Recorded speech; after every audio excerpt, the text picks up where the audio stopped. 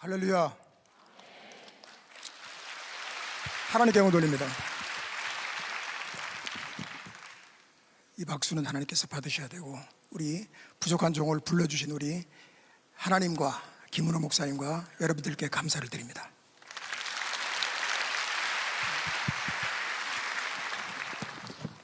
우리 천부의 의지 없어서 1절만 부르십시다. 원래 3절까지 부르려고 그랬는데 시간상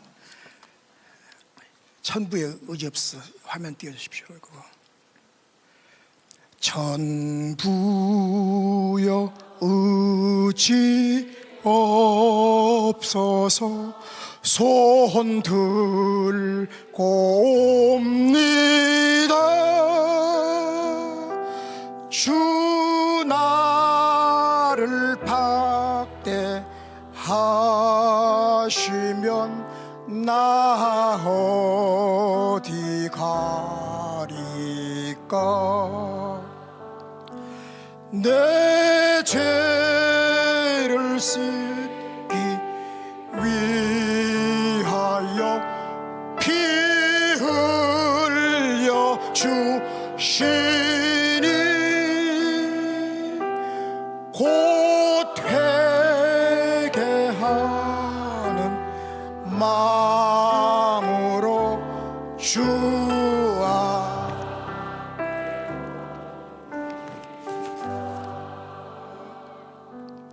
제가 편지들을 많이 가져왔는데 이거를 소개하려고 그러면은 날이 셀 것 같아서, 이 편지는 어떤 편지들이냐면 사형수가 저한테 온 편지, 그리고 사형수였다가 무기수가 된 노무현 대통령이 살려줘가지고 사인해서 살아난 형제가 또 보낸 편지, 여러 가지 편지들이 다 있습니다. 참 이거 눈물 없이는 못 읽을 내용들인데, 간증은 이제 조금만 하고 설교를 좀 하고 난 다음에, 아까 그 소개 영상에서 거지 막사가 나오고, 인생이 얼마나 참 고달픈 인생을 살았겠어요, 그죠?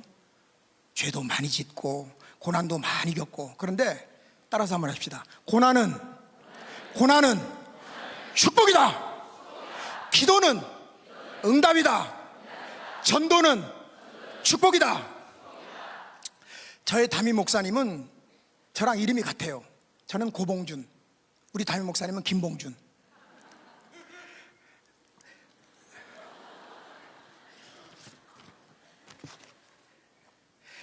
우리 담임 목사님께서 군대를 갔어요. 특전사 공수부대 갔는데 12명이서 이제 수색을 나갔는데, 앞에 가던 사람이 밟지 말아야 될 것을 밟아버렸어요. 뭘 밟았겠어요? 예?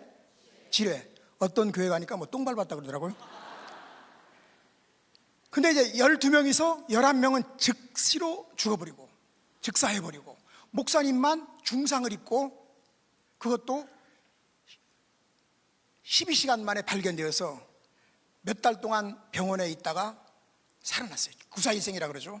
두 번째는 목사님이 되어서 사역을 하다가 너무 피로하고 과로하고 그리고 스트레스 때문에 뇌 동맥이 터졌어요. 의사가 하시는 말씀이 사모님 보러 빨리 관을 준비하세요. 근데 살았겠어요, 죽었겠어요? 지금 살아가지고는 얼마나 건강하게, 그리고 저같이 부족한 불량품 목사를, 협동 목사를 올려주시고, 그리고 아낌없이 도와주시는 훌륭한 목사님. 여러분, 의사가 죽는다 그래도 하나님이 살려주시면 사는 거예요. 왜 그러냐면은 사명을 다하기까지는 절대로 안 죽는 줄 믿습니다. 지금 저랑 같이 오신 우리 피택 장로님, 이제 9월 달에 장로 장립하다요. 지금 와이사스, 깨끗한 와이사스 입으신 분, 아주 미남. 근데 저분이 참 효자예요, 효자. 어머님 계신데 잘 섬겨요. 효자가 되니까 땅에서 잘 떼고 장수하더라고요. 할렐루야. 여러분, 우리는 죽어야 돼요. 죽어야 되는데 살아서 팔팔 뛰는데, 이 아까 말한 내가 그 사형수가 무기수가 됐다는 형제를 잠깐 소개할게요. 이 형제는 여기 보면은 사진이 있는데, 여기 이게 몰카 사진이에요. 몰래 카메라 찍을 수가 없는데 뒤통수만 찍었기 때문에 괜찮은데, 92년 10월 달에 자기 어머니를 폭행하는 아버지, 맨날 술만 먹으면 어머니를 갖다가 막 사정없이 막 그냥 무식하게 막 때리고, 그러니까 공기총으로 아버지를 죽이고 시체 유기해서 93년도에 사형이 확정됐어요. 그런데 어머니가 가만히 생각하니까 아들은 사형수가 되고 아버지는 아들 손에 죽고 이 기구한 운명이요. 그때부터 예수를 믿기 시작했어요. 그리고 기도를 얼마나 하는지 하루에도 많은 시간을 기도했더니 감옥의 사형수로 있는 아들 속에 성령님께서 역사하셔가지고, 기도를 해야 성령님이 역사하시는 거죠. 그래서 이 아들이 예수를 믿고 나니까, 야, 내가 예수 믿었다면은 사형수도 안 됐을 테고 아버지도 안 죽였을 텐데. 그리고 그때부터 회개하고 성령을 받고. 여러분, 전도는 하세요 해서 되는 게 아니고, 성령을 받으면 예수님을 자랑하지 않고는 입이 근질거려서 견딜 수가 없는 줄 믿습니다. 그래서 이 사형수가 600명을 전도했더니 하나님께서, 놀라지도 않으시네, 600명을 전도했더니 하나님이 보너스를 주시는데 노무현 대통령이 대통령 되는 날 바로 사인을 해가지고 살려줘가지고 무기수가 돼서 지금 광주 교도소에서 열심히 살고 있어요. 또 한 형제는 여기 보이는 한 형제는 우리나라에서 가장 오래 살아있는 사형수예요. 이 사형수는 그대로 사형수가 있는데, 이 사형수가 15명을 죽였어요. 죽이고 싶어 죽인 게 아니고, 마누라가 여호와 증인에 빠져가지고는 집안도 안 돌보고, 그래서 돌아와 하다가 안 돌아오고, 그러니까 왕국회관에 가서 성경 그거 자기들끼리 공부하는데 거기 가서 불을 확 질러가지고 14명이 불에 타서 죽고 1명은 수혈겁으로 죽었어요. 그래서 지금 이제 광주교도소에서 이제 사형수로 살고 있는데, 얼마나 예수를 잘 믿는지 공장이 32명 출력하는 데서 20명이 예배를 드리는데 거기에서 설교하는 작은 목사가 되었어요. 할렐루야. 참 얼마나 겸손한지. 그 형제를 만나면은 내가 더 죄를 많이 진 것 같아. 근데 그 형제는 매일 죽었다 살았다 하다 보니까 죄를 다 회개해서 얼굴 보면은 빛이 나요. 천사처럼 빛나요. 그래서 우리는 참 하나님 앞에서 죽어야 될 줄 믿습니다. 그래서 이제 이 사형수가 무기수가 됐던 형제가 시를 썼어요. 시를 2003년 첫날 1월 1일 날 시를 썼는데, 10번 100번 죽어도 싼 큰 죄인인데 주님께서는 바라는 것 하나 없이 용서해 주셨습니다. 세상은 법을 어겼으니 법대로 죽어라 했는데 주님께서는 저보고 다시 살라 하십니다. 아픔과 슬픔만 드렸는데 다시 한번 시작해보라고 생명의 문을 열어주셨습니다. 이 은혜 어찌 갚아야 하나요? 무엇으로 보답해야 하나요? 가진 것 없어 드릴 것 없는데 덤으로 주신 삶, 이제 나를 죽이며 이 생명 다하는 그날까지 주님만을 사랑하며 살렵니다. 2003년 첫날 진퇴, 김진태예요. 국회의원 말고 사형수 김진태, 이제 무기수가 됐죠. 근데 2002년 12월 31일 날 노무현 대통령이 사인을 해서 살아난 거예요. 자, 내 마음이 섭섭한 것은 내가 아직 죽지 못했기 때문입니다. 내 마음에 화가 나는 것은 내 혈기가 아직도 살아있기 때문입니다. 내가 하고 싶은 말이 많은 것은 내 지식이 살아있기 때문입니다. 아니에요. 아니라고 말하지만 그래도 내가 인정받기를 원하는 것은 내 속의 교만을 아직도 버리지 못했기 때문입니다. 주님은 이 땅에 죽으러 오셨습니다. 내가 주님을 닮는다는 것은 바로 죽는다는 것입니다. 그러나 나는 아직도 죽지 못했습니다. 죽기 위해서 몸부림을 치는 것도 아직 내가 살아있다는 증거입니다. 결국 우리는 육신의 옷을 벗은 후에 온전히 죽게 될 것입니다. 그리고 예수님의 영광스러운 부활에 참여해야 될 것입니다. 주여, 내가 죽기를 소망합니다. 할렐루야. 우리는 죽어야 될 줄 믿습니다. 오늘날의 문제는 너무나 팔팔 사는 게 문제예요. 여러분, 은혜 받으면 은혜 받은 만큼 자아와 위선과 아집과 교만과 독선과 다 죽어버리는 거예요. 저는 아멘을 안 해도 절대로 시험 들지 않습니다. 겸손하면 하나님의 은혜가 주어지지만 교만하면 은혜가 없는 줄 믿습니다. 은혜는 누가 은혜를 받냐면 본인께서 겸손하시게 받는 거예요. 설교를 잘해서 받는 게 아니라는 것을 제가 깨닫고 난 다음부터는 그때는 설교에 자유함을 얻었습니다. 주의 영이 계신 곳에 자유함이 있느니라. 하나님을 만나고 하나님의 은혜를 체험하는 방법은 아주 간단합니다. 겸손하면 될 줄 믿습니다. 옆에 계신 분 쳐다보시는데 웃으시면서 겸손하면 된답니다. 하나님은 겸손하면 울타리가 되어주시지만 교만하면 더 이상 울타리가 되어주지 않습니다. 은혜와 교만은 상극입니다. 상극. 성도가 은혜를 받으면 어떤 변화가 오는지 아십니까? 세 가지 시각의 변화가 오는데, 안 보이던 하나님이 확실하게 보이는 줄 믿습니다. 원수처럼 보이는 사람들이 사랑스럽게 보입니다. 나보다 작아 보이던 사람들이 모두 나보다 커 보이는 변화가 되는 줄 믿습니다. 이 변화가 곧 겸손의 변화입니다. 내가 겸손해지면 다른 사람이 크게 보이는 거예요. 이 변화를 받으면 억만장자가 되어도 교만하지 않고 겸손할 수가 있는 줄 믿습니다. 교만이 무엇입니까? 교만은 사탄이 복받을 자를 찾아가서 스스로 망하라고 주는 독약이 바로 교만인 줄 믿습니다. 잠언 16장 18절은 이렇게 말씀합니다. 교만은 패망의 선봉이요 거만한 마음은 넘어짐의 앞잡이니라. 여러분, 우리는 겸손해야 될 줄 믿습니다. 하나님의 은혜는 변화의 능력입니다. 죄의 사슬에 묶인 자를 자유케 하는 능력은 의지나 지식이나 강요가 아니라 하나님의 은혜로서만 이루어지는 줄 믿습니다. 그렇기 때문에 이 은혜를 어메이징 그레이스라고 그러죠. 나 같은 죄인 살리신. 찬송가 아무리 많아도 존 뉴턴이 만든 405장만큼 은혜스러운 찬송가가 없어요. 이 은혜를 받으면 불가능이 가능케 됩니다.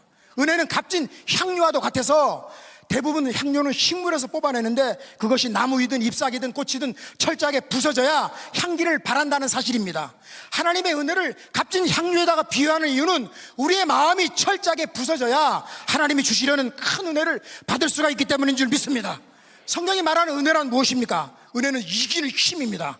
고통을 이기고, 절망도 이기고, 불안도 이기고, 가난도 이기고, 저주도 이기고, 실패도 이기고, 죄도 이기고, 아멘도 안 하시고, 사망을 이기는 이 바로 은혜인 줄 믿습니다. 근데 이 아멘을 왜 하라 그런지 아세요? 이유를 알아야 돼요. 고린도후서 1장 20절에 보니까 아멘하여 하나님께 영광을 돌리니라. 아멘은 예수님이에요. 아멘은 진실하다. 그렇게 되는 거예요. 여러분, 죽고 사는 것은 다른 데 있는 게 아니고 내 셋이 혀에 있는 줄 믿습니다. 내가 말을 하고 고백을 하면 하나님이 들으시고 그대로 만들어 주시는 거예요. 기적은 내 셋이 혀에 있는 줄 믿습니다. 그래서 따라시키는 거예요. 호물로기야. 복창한다, 시인한다. 그게 호물로기야인데 따라시키는 거예요. 이 말이란 게 말한 대로 되는 거예요. 절대로 부정적인 소리를 하면 안 돼요. 그래서 교회에서 가장 문제 있는 사람은 불평하는 사람이에요. 그래서 스펄전 목사님은 무슨 말씀을 했냐? 그 당시에 세계 최고의 영국 침례교 목사님은 따라합시다. 불평하는 입술에는 마귀가 붙어 있다. 불평한 입술에는 마귀가 붙어 있기 때문에 가장 불쌍한 사람이에요. 그 불평이 변해서 감사로 변화되어야 될 줄 믿습니다. 그래서 마틴 루터는 하나님 앞에 거지입니다 라고 고백을 합니다. 거지. 자기를 비워버려야 하나님의 넘치는 은혜를 받을 수가 있기 때문인 줄 믿습니다. 고통이나 시련이나 아픔은 사랑하는 자에게 주시는 하나님의 훈련인 줄 믿습니다. 저는 이제 9월 5일 날 미국에 이제 비행기를 타고 샌프란을 거쳐서 LA를 가는데 직항을 타면은 심심해요. 너무 빨리 내리라 그래서 놀이가이를 해야지만이. 그래서 이제 가는데 이번이 몇 번째 가냐면은 59번째로 하나님의 은혜를 전하러 가는 줄 믿습니다.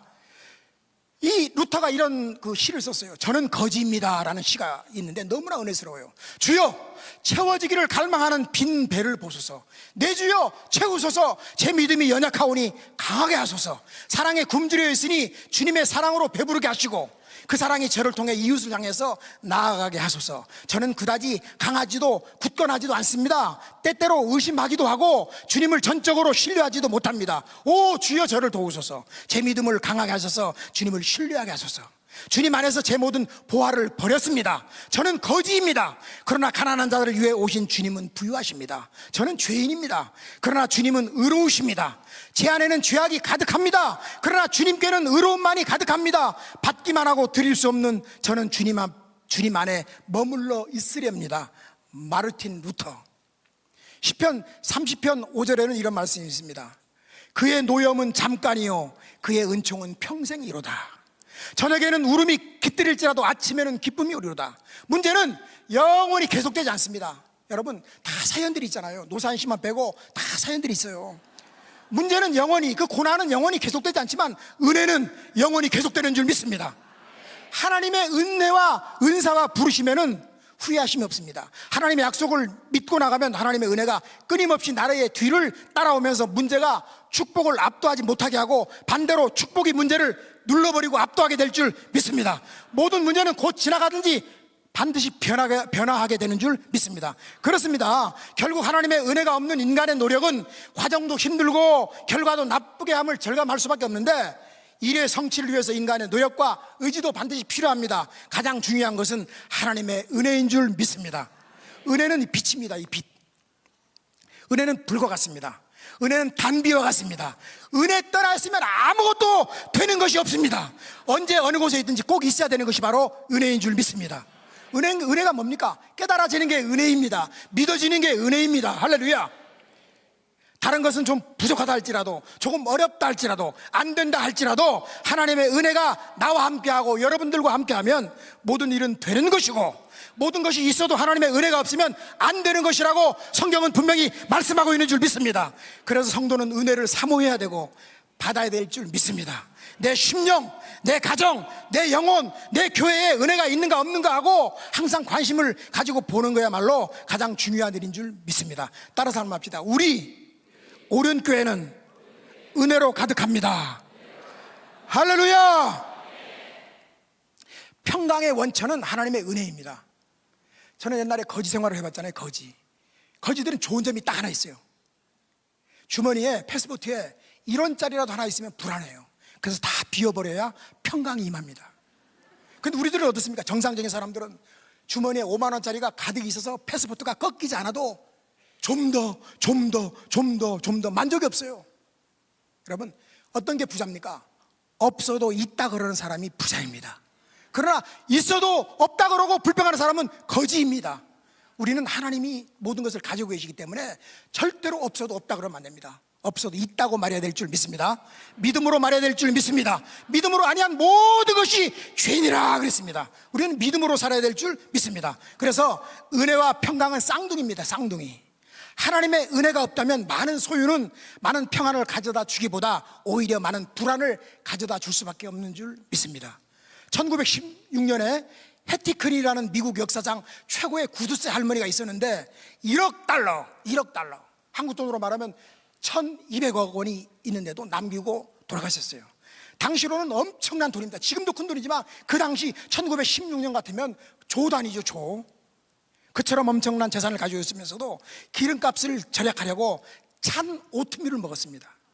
아들이 다쳤을 때는 공짜 진료소를 찾느라고 시간을 지체해서 결국 다리를 잘라야 됐고, 그녀는 우유 중에서도 가장 윗부분에 막을 형성해 있는 부분이 가장 좋은 것이라고 주장하면서 그 부분이 제일 값싼 부분이었기 때문에 그녀는 억만장자 부자였지만 극빈자 거지처럼 살면서 죽었어요. 그래서 소유 문제에서는 누구보다 부자였지만 은혜 문제에서는 누구보다 가난했습니다. 은혜를 모르면 참된 평강은 절대로 주어지지 않는 줄 믿습니다. 성도는 부자이신 하나님의 사랑을 받는 자녀이기 때문에 당당하고 멋지게 힘써서 베풀며 살아야 될 줄 믿습니다. 하나님은 어떤 사람도 변화시킬 수가 있어요. 저를 보십시오. 이따가 얘기하겠지만 저는 확률, 저희 동네가 어떤 동네냐면 상계동 가면 스파 편의점이라고 있어요. 상계동 10단지. 로또 복권 1등이 당첨이 40번, 우리나라에서 최고로 로또 복권 1등 당첨이 많이 된 동네예요. 금요일 날 되면은 사람들이 몇천 명씩 줄을 서요. 나는 1등이다. 근데 확률이 몇인지 아세요? 벼락마다 죽을 확률보다도 더 희박합니다. 비행기 떨어져 죽을 확률보다 더 희박해요. 근데도 내가 1등이라고 착각하며 사는 거예요. 그런데 로또 복권을 사는 것은 도벽이라고 그래요. 도벽. 저는 범죄 심리학자입니다. PhD를 받지는 않았지만 밑바닥을 살았기 때문에 사람을 딱 보면 그 사람하고 얘기하면 저 사람이 고생을 조금 더 해야 될 사람인지 복을 받을 사람인지 대번 알아요. 그래서 교도소 사역을 26년째 하고 있으면서도 한 번도 머리 좋은 그 형제들에게 한 번도 속아 넘어간 적이 없습니다. 여러분, 속아 넘어가면 얼마나 무겁습니까? 일으키려면. 여러분, 도둑질도 도둑질이지만 여러분, 이 노름 있잖아요.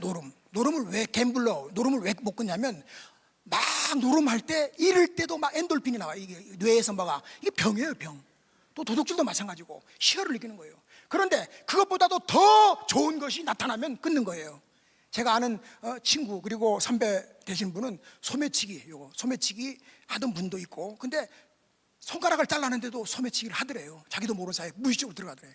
근데 예수님 만나서 성령을 받으니까 하나님께서 다 끊게 만들어 주더라 이겁니다. 그래서 성령님의 역사 아니면은 우리는 죄성, 독성 이걸 끊을 수가 없어요. 그래서 은혜를 받아야 되는 줄 믿습니다. 그래서 금요철야를 갔다가 한 번 나온 사람하고 두 번 나온 사람하고 틀려요. 두 번 나온 사람이 더 은혜를 받겠죠. 그래서 이 금요철야는 대단합니다. 저는 22살 때 옛날에 아주 오래전에 여기 와서 이 강단에서 설교한 목사님 계셨을 거예요. 지금은 원로 목사님이세요. 이름하야 최복규 목사님. 대신직의 총회장을 지냈고 지금 이제 원로 목사 회장을 지냈고, 그리고 다음 주에 제가 그 교회 한국중앙교회 임석순 목사님 교회 가서 오부 예배 때 1시간 반 동안 제가 간증을 하는데 이번이 3번째 가서 간증을 하게 돼 있어요. 근데 그 목사님이 옛날에 배단위 교회라고 금호동 1가 1번지 무덤을 까부셔버리고 거기다 교회를 세워서, 옛날에는 무덤을 까부시고 거기다 교회를 많이 세우더라고요. 그래가지고 예배를 드리는데 이 목사님이 설교를 하는데, 그때 금요철에는 지금처럼 9시에 시작해서 8시 반에 시작해서 11시에 끝나는 게 아니고 밤을 홀랑 팼어요. 장작을 쪼개듯이 그냥 막 새벽 한 3시쯤 돼서 1시간 있으면 4시에 이제 새벽 기도를 드리는데 1시간 동안 회개를 하래요. 회개라는 말을 저는 못 알아듣고 계산을 잘하는 게 회개인 줄 알았는데 알고 봤더니 그것이 아니고 죄를 회개하라 이거예요. 그래서 22살 때까지 잘하는 것이 하나도 없으니까 회개를 막 하고 있는데 사람들이 많아 이렇게 꽉 찼는데 누가 지나가면서 탁 건드는 순간에 내 온몸이 그냥 뜨거워지면서, 그리고 마이크를 뺏어가지고 이 다음에 내가 지역국 아니고 전국구 목사가 되어가지고는 전국을 다니면서 교도소 가서 복음을 전하고 전 세계를 뛰는 부흥사가 되겠다고 말도 안 되는 소리를 했는데 그렇게 되어가고 있는 중인 줄 믿습니다. 여러분, 하나님께서 딱 만져버리면요, 찜해버리면, 침발라버리면 도망갈 수가 없어요. 그래서 이 목사가 되는 거는 딱 크게 나누면 2가지입니다. 크게 3가지도 나눌 수 있지만 2가지. 배워서 목사가 되는 습득 목사가 있고, 저처럼 이제 성령을 받아가지고 회개해서, 회개도 안 하려고 했는데 하나님께서 강제로 회개를 하게끔 만들어가지고 회개를 하고 나니까 성령을 받고, 지금은 예수님 자랑하지 않고는 견딜 수가 없어요. 할렐루야. 그래서 그냥 예수님한테 미친 거죠, 한마디로. 그래서 살다 보니까 제가 33년 전에 86년도에 항복하고, 물론 성령 받았는데도 말씀이 없으니까 믿는 것과 아는 것이 하나가 되어 그리스도 장성한 분량에 충만한 데까지 이루어 나누라는 바울의 기도처럼 믿음 플러스 신학이 있어야 돼요. 조직 신학이 있어야 되고 말씀이 있어야 되는데 말씀이 없으니까 세상으로 나가서 거지 막사에까지 가서 새끼를 낳는데도 새끼도 키우지도 못하고 버려야 되는 어쩔 수 없는. 그래서 이제 그 얘기 하려면 이제 내일까지 해야 되니까 안 되고 빨리 해야 되니까 제가 책을 가지고 왔어요. 그래서 우리 담임 목사님도 드리고 우리 다 드릴 수는 없으니까, 그래서 이제 목사님들, 찬양 목사님들, 우리 김정수 목사님 해서 드렸는데 제 책 제목이 참 제가 지어도 너무나 잘 지었어. 영화 같은 이야기. 그래서 이 책을 지어서 이제 제가 교도소에 있는 형제들, 옛날에 내 후배들을 찾아다니면서 기증하고 전도용으로 쓰고, 그리고 이번에 미국 갈 때도 한 100권 가지고 와서 옷은 못 가져가도 책은 가지고 와서 한 사람이라도 은혜 받으면, 한 사람 속에 역사하는 성령의 역사로 말미암아 한 사람이 1000명도 전도할 수 있고 10,000명도 전도할 수 있고, 아까 그 사형수는 600명을 전도했더니 하나님이 보너스 주셔서 무기수가 되는 축복을 누렸잖아요. 그래서 우리는 빚진 자 의식을 가져야 될 줄 믿습니다. 사람을 차별하는 마음이 있다면 그것은 은혜가 떨어진 증거예요. 저는 교도소 가서 설교를 지금까지 한 1,500번 정도, 그리고 유치장에 가서 한 500번, 한 2,000번 정도 했는데 한 번도 내가 저 사람들보다 낫다라고 생각해서 한 적이 없어요. 나는 너희들보다도 더 죄인이다, 더 죄인이고 더 나쁜 놈이고 더 쓰레기고 더 살았지만 예수님 때문에 새 사람 됐다. 그래서 지나고 보니까 33년 지났는데, 제가 우리 집사람이 충청도 여자예요. 그래서 충청도 여자인데 충청도 여자에다가 안씨예요. 안씨가 엄청 세요. 안강최. 그래가지고 저보러 당신의 성격이 급하니까 성격을 좀 부드럽게 하는, 다혈질을 부드럽게 하는 비결이 있대. 그래서 뭐냐 그랬더니 성경을 쓰라 그러네요. 또 마누라 말을 잘 들어야 따뜻한 밥을 얻어먹으니까. 그래서 성경을 2번 필사하는데 8년 7개월 걸렸어요. 근데 2번을 딱 쓰고 그만 써야 되겠다. 왜? 읽을 책이 많으니까. 근데 귀에다 대고 딱 하는 말이, 그래도 3번은 써야지 2번이 뭐냐. 그 말 한마디에 자존심 상해가지고 지금 3번째 쓰고 있는데 벌써 베드로 전서 1장 쓰다가 왔어요. 조금 있으면 미국 가기 전에 다 써버리고 3번 딱 쓰고 읽을 책들이 쌓여 있으니까. 여러분, 성경을 쓰다 보니까 참 성격이 많이 차분해졌어요. 제가 처음에 목사 됐을 때는 내가 말하면 사람들이 너무 빨라가지고는 못 알아들었어요. 오토바이 250cc를 탄 것처럼. 지금은 천천히 다 알아들을 수 있죠? 아멘. 예. 마르틴 루터는 이런 말했어요. 기도 없이 그리스도인이 되려는 것은 숨쉬지 않고 살려는 것보다 더 불가능한 일이다. 기도 없이 그리스도인이 되려는 것은 숨쉬지 않고 살려는 것보다 더 불가능한 일이다. 찰스 스펄전 목사님은 우리에게 기도가 있는 한 두려워할 위험은 아무것도 없다. 할렐루야. 우리는 깨달아야 될 줄 믿습니다. 깨닫다라는 행위를 나에게 적용시키기 위해서는, 깨닫기 위해서는 세 가지가 꼭 필요합니다. 첫째, 학습을 통해서 깨닫습니다. 학습. 두 번째, 유경험자의 증언과 조언을 통해서 깨닫습니다. 제가 간증하잖아요. 체험한 거 여러분 깨닫는 거예요. 실패를 통해서 또 깨닫습니다. 여러분, 실패는 참 좋은 거예요. 고난은 참 좋은 거예요. 고난이 없는 인생이 하나도 없어요. 다, 왜냐하면 흙으로 만들었기 때문에 불에 들어가서 구워야 돼요. 구워야지 안 깨는 거예요. 옆에 계신 분 쳐다보시면서 몇 도에 구우셨습니까? 물어보세요.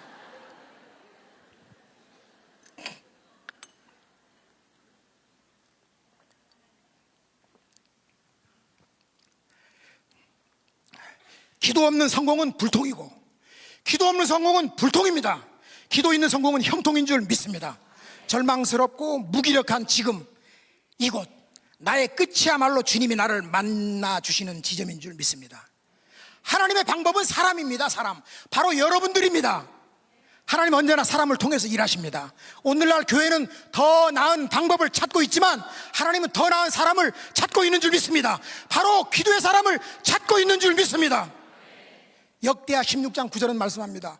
여호와의 눈은 온 땅을 두루 감찰하사 전심으로 자기에게 향하는 자를 위하여 능력을 베푸시나니, 이는 하나님의 능력을 세상에 전달하는 통로로서 하나님은 사람을 필요로 하신다는 것과 전적으로 하나님만을 의지하고 기도하는 사람을 통해서 역사를 새롭게 하신다는 의미인 줄 믿습니다. 성령님은 방법을 통해서 일하시지 않고 사람을 통해서 일하십니다. 바로 여러분들을 통해서 일하시는 줄 믿습니다. 역사상 하나님께 쓰임받았던 인물들은 다 기도의 사람들이에요. 근데 오늘날 그리스도인들은 기도를 안 해요. 너무나 강하기 때문에 실패하는 것입니다. 따라합시다. 너무나 강해서 실패하는 것입니다. 우리는 너무나 스스로 강합니다. 우리의 문제는 연약한 것이 아니라 강한 것이 문제가 되는 줄 믿습니다. 기도하지 않아도 될 만큼 강합니다. 왜 기도하지 않는 줄 아십니까? 내 힘으로 할 수 있고 해낼 수 있다고 생각하기 때문에요.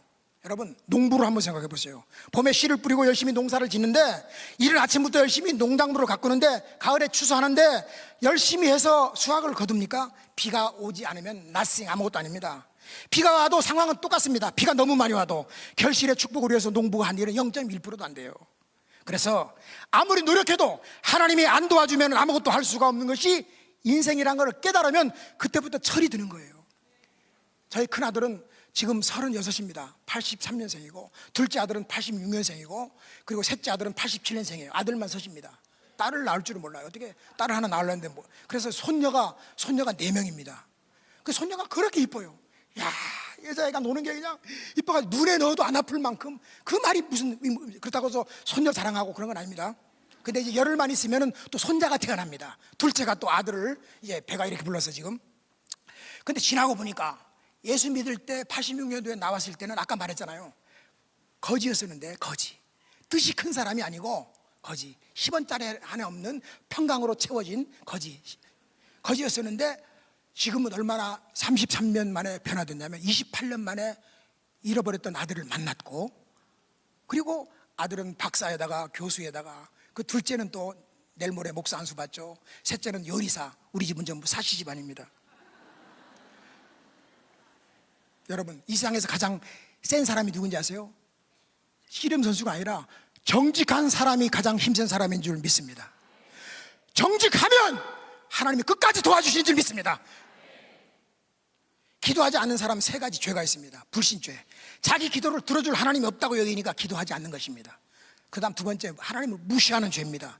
하나님은 계시는데 자기 기도를 들어줄 능력이 없는 무능한 하나님으로 여기니까 기도하지 않는 거예요. 자기 기도를 들어준다고 정말로 믿는다면 어떻게 그 수지 맞는 기도를 하지 않을 수가 있겠습니까? 3번째, 교만의 죄입니다. 하나님 없이도 자기는 충분히 잘 살 수 있다고 여기니까 기도하지 않는 것입니다. 기도하라고 했는데도 기도하지 않는 것은 이렇게 하나님을 모독하는 것과 같은 죄를 짓는 것입니다. 하나님, 당신은 응답도 해주지 않는 거짓말쟁이고 응답할 능력도 없는 무능자입니다. 그처럼 기도하지 않는 것은 하나님에 대한 무서운 도전죄를 짓는 것입니다. 세상에서 가장 불행한 생각은 내가 무슨 기도가 필요합니까? 이렇게 잘 사는데 하는 생각인데, 이거는 위대한 착각인 줄 믿습니다. 안타까운 사실은 성도 중에서도 기도하지 않는 사람이 많다는 사실인 줄 믿습니다. 여러분, 인생을 살다가 절박한 위기의 순간에 사실상 할 것은 기도밖에 없는 줄 믿습니다. 기도하면 다시 일어날 수가 있고 희망이 생기고 막힌 길이 열리고 위기가 기회가 되는 줄 믿습니다. 힘들 때 기도는 가장 먼저 해야 되는 핵심적인 일인 줄 믿습니다.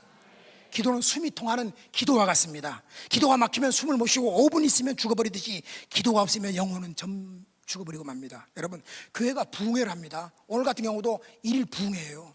제가 지금 여기